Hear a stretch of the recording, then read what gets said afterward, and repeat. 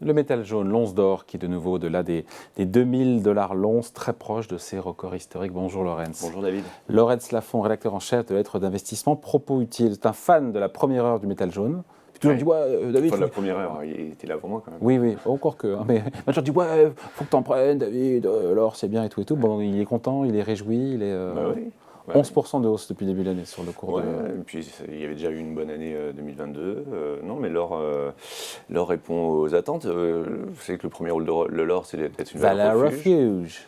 Voilà, donc en ce moment, même si les marchés se comportent bien, il y a quand même des stress. Ça ne va pas échapper que le CAC 40 est au plus haut quand même. Ouais, quasiment. Mais ça ne vous a pas échappé qu'il y a une petite crise bancaire aux États-Unis.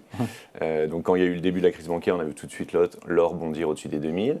Il y a une guerre sur le continent européen, ça aussi, l'année dernière, ça l'avait... Non, mais c'est pour dire que ça réagit à ce genre d'événement. Les tensions avec Taïwan, le plafond de la dette là, qui va nous occuper d'ici le 1er juin, même si c'est très improbable qu'il y ait un problème, il y a un petit stress sur le défaut américain. Voilà, ce sont des éléments qui font que... en même temps, il ne vous a pas échappé, parce qu'on va continuer ce petit jeu-là, que le VIX, l'indice de la peur, est à moins de 20, est à 17. Oui. Allez, avouez un petit... Mais c'est pour ça que l'or est à plus de 2000 malgré ça. Non mais voilà. C'est une manière de se couvrir aussi, ouais. Est-ce que pour beaucoup d'investisseurs, l'or, c'est un actif tangible et c'est ce qui fait aussi la différence? Mais c'est pas nouveau non plus en même temps comme argument. Oui, bien sûr, c'est pas nouveau, mais disons que par rapport à d'autres actifs, il a démontré cette capacité à traverser les crises au fil des ans et à prendre de la valeur. Alors, il y a de la volatilité parfois, mais aujourd'hui, le premier acheteur, ce sont les banques centrales. Justement, c'est une question. On sait qui achète de l'or? Alors oui, globalement, en dehors de Laurence Lafont, vous avez de la joaillerie. La joaillerie, c'est 50% des achats dans le monde. Vous avez les financiers, 20-25%. Et vous avez les banques centrales. Vous avez aussi le secteur technologique. Banque centrale, pas toutes les banques centrales. Non, pas toutes les banques centrales, parce que nous, les banques centrales américaines, allemandes, françaises, elles ont déjà beaucoup d'or. Donc ça ne bouge pas, mais elles n'en vendent pas en tout cas. Et vous avez des banques centrales des pays émergents qui s'enrichissent, qui voient leur PIB augmenter et qui ont eu longtemps du dollar en réserve. Et aujourd'hui, pour deux raisons, c'est-à-dire, un, avec la planche à billets, ils ont un petit peu marre d'avoir du dollar qui perd de la valeur tous les ans. Et surtout, qui perd de la valeur. Oui. En ce moment, il est plutôt fort, mais je veux dire, le nombre de dollars circulants... Il n'est pas sans savoir que le dollar est comme... Oui, mais d'ailleurs, il est probablement surévalué. Mais l'idée étant aussi de se détacher des États-Unis. La Russie ou la Chine n'est pas vraiment joyeuse de devoir détenir une monnaie américaine. On voit qu'avec la Russie, les États-Unis sont capables de mettre des sanctions. C'est facilité grâce au dollar. Donc il y a une dédollarisation des réserves. Et aller acheter de l'or pour ces banques, c'est logique. Donc vous avez la Chine qui achète beaucoup, vous avez la Russie, vous avez l'Inde aussi. Vous avez la Turquie, qui sont des gros acheteurs d'or et qui, au fil des années, augmentent leurs réserves. En 2015, l'or représentait 6% des réserves mondiales des banques centrales. Aujourd'hui, c'est 10%. Voilà. Ce serait 15%, ce ne serait pas un scandale.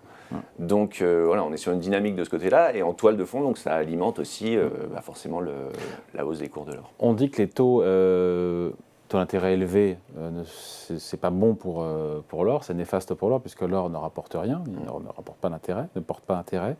Et en même temps, ça n'a pas empêché l'or de monter avec la remontée des taux, comme quoi les explications ex post, ça vaut ce que ça vaut. Et certains disent, ouais, mais maintenant, avec les banques centrales, notamment la Fed, qui a priori a opéré son dernier relèvement monétaire là, il y a cela quelques jours, la BCE qui en est proche, a priori pour l'été, c'est favorable à l'or, tout est favorable à l'or, en même temps, tout est son contraire. Après, l'or est au plus haut, mais c'est vrai que si vous regardez depuis un an, avec la hausse des taux, on est quand même toujours dans la même zone.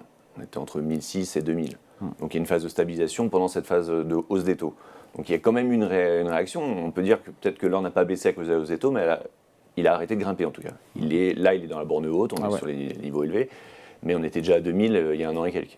Le point important, c'est dans quel sens vont aller les taux. Et là, le marché se dit, la Fed a en gros envie de faire une pause pour voir un petit peu les conséquences de son resserrement. La BCE suivra comme d'habitude, et dans le même temps l'inflation baisse, mais pas non plus, elle n'est pas non plus en train de s'écrouler. Donc on se dessine vers une inflation entre 2-3%, des taux qui vont baisser peut-être en fin d'année ou l'année prochaine, lorsque l'économie ira un peu moins bien, Et donc vous avez des taux réels, si on prend taux moins inflation, qui vont rester autour de zéro. En gros, il n'y a pas de rendement incroyable. Et comme l'or n'offre pas de rendement, on dit que c'est un handicap lorsque les taux sont élevés, notamment les taux réels. Mais là, les taux réels, ils sont proches de zéro, donc l'or reste un bon actif. Le secteur aurifère, le secteur des mines d'or, est-ce que c'était un peu le Far West? Est-ce que ça s'est un petit peu rationalisé tout ça? C'est un peu rationalisé, oui. Il y a quelques années, de gros investisseurs sont intéressés au secteur. Et ça a conduit à une remise en bon ordre des mines, parce qu'on avait tendance à être assez opaque, à se distribuer des beaux salaires, des bonnes stock options, et à peu s'intéresser au rendement et au rachat d'actions pour les actionnaires. Ça a beaucoup évolué, il y a du rendement, il y a des bénéfices, et ce qui est important pour le marché de l'or, c'est que ces groupes-là se focalisent plus aujourd'hui sur la rentabilité que sur la production. Donc vous n'avez pas non plus le risque de paradigme. Ça. Voilà, vous n'avez pas non plus le risque d'avoir une production d'or qui va s'envoler. De toute façon, ce serait difficile. Les gisements se font plus rares. Et chaque année, on produit 3000 et quelques tonnes d'or, ce qui, par rapport au stock existant, fait 1,5% de plus d'or circulant. Sachant que la moitié va dans la joaillerie, comme j'ai dit tout à l'heure. Donc voilà, il n'y a pas de déséquilibre. On ne peut pas se dire, tiens, sur ce marché-là, on va aller creuser et parce que les prix sont élevés et tout d'un coup, l'or va rechuter.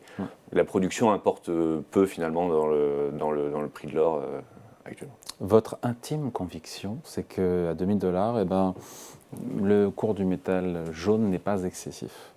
Allez dire ça, c'est le cours plus haut historique. Bah oui, mais c'est vrai que c'est pas excessif. En tout cas, il est logique, il est intéressant d'avoir de l'or dans son portefeuille, toujours, même à $2000.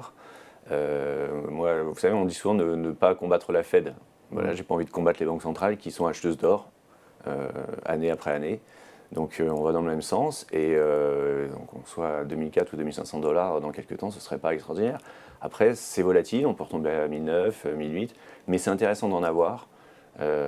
Parce que ça offre une partie de diversification et de décorrélation par rapport au reste. Il y a une vraie décorrélation pour le coup entre le... Oui, ça existe, oui.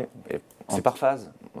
Il y a des moments où c'est corrélé, mais il y a des phases de stress où là, l'or va permettre jouer son rôle. Son rôle de valeur refuge et véritablement se décorréler du reste de la cote. Ouais. En 30 secondes, comment on investit sur l'or? On fait comment? Alors, vous savez que en ce moment, c'est la recherche la plus... On atteint des records aux États-Unis sur comment acheter de l'or depuis qu'il y a la crise bancaire. Ouais. Sachant que dans le même temps, on n'a jamais vu aussi peu les médias en parler de l'or. Il y a une décorrélation entre l'intérêt et... on en achète de diverses manières, soit sur le marché financier, avec des ETF. Donc là, c'est pas de l'or, c'est de l'or papier, c'est pas de l'or physique. Bien sûr, c'est de l'or papier, mais qui est normalement assis sur... Pourquoi normalement? On leur fait confiance. L'autre solution, c'est d'acheter vraiment de l'or. Et c'est pas non plus inintéressant, parce que vous avez une fiscalité plus attractive si vous l'achetez, non pas pour le revendre dans un an, mais pour le détenir dans votre patrimoine et vous dire, voilà, je le garde, c'est une couverture, c'est une protection, ça, je le transmettrai à mes enfants. Au bout de 22 ans, vous ne payez plus de plus-value sur l'or physique détenu. Ouais, ça se regarde. Ça se regarde, c'est toujours intéressant. En tout cas, c'est 5% de moins d'abattement à partir de la 3e année, tous les ans, sur votre plus-value. Faut-il le détenir après dans de bonnes conditions aussi? Vous avez différentes options. Soit vous prenez un coffre à la banque, vous mettez vos pièces et vos lingots dedans. Ouais. Soit vous avez des intermédiaires qui proposent de le conserver pour vous dans un coffre. Faut avoir confiance. Vous n'avez pas la main dessus, c'est bien d'avoir son or. À proximité. À proximité. Allez, point de vue, signe explication, signé Laurens Lafont, rédacteur en chef de la lettre d'investissement. Propos utiles. Merci Laurens. Merci David. Salut.